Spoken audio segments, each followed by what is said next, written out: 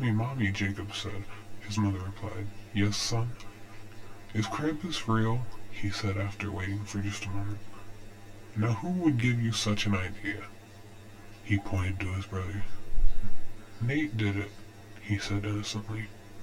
She looked down and she said, Nate, not with this whole Krampus thing again.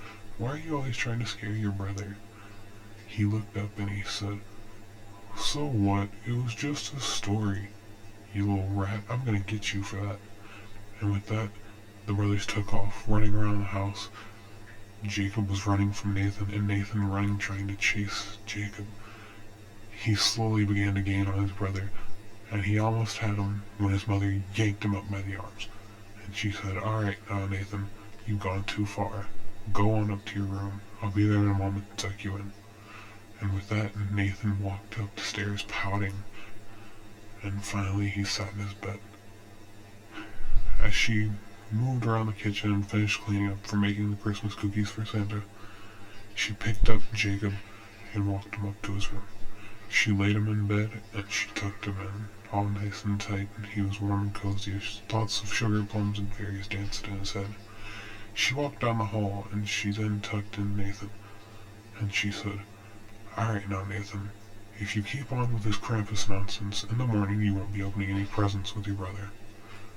Stop it, he doesn't need to be scared, she said.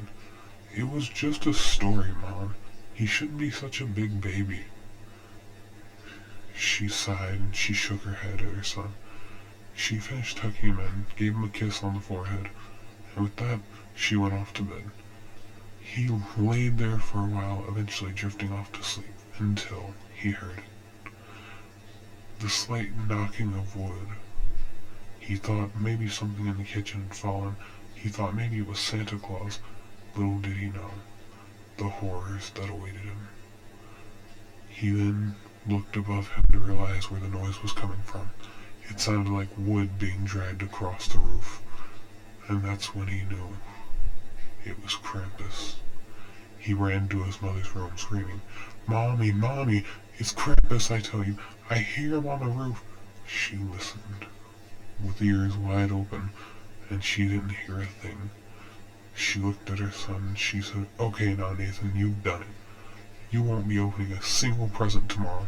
I'll make you wait weeks to see them. He looked at his mother with tears in his eyes. But Mommy, I swear I heard something on the roof. She said, Alright, that's enough. Back to your bed.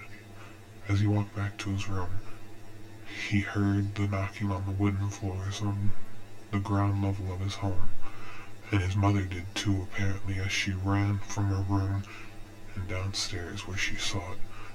The man who looked like half man, half goat, with horns protruding from his head and hair on his chinny chin. She looked at him and she said, Who are you and what are you doing in my home? He looked over and he let out a laugh.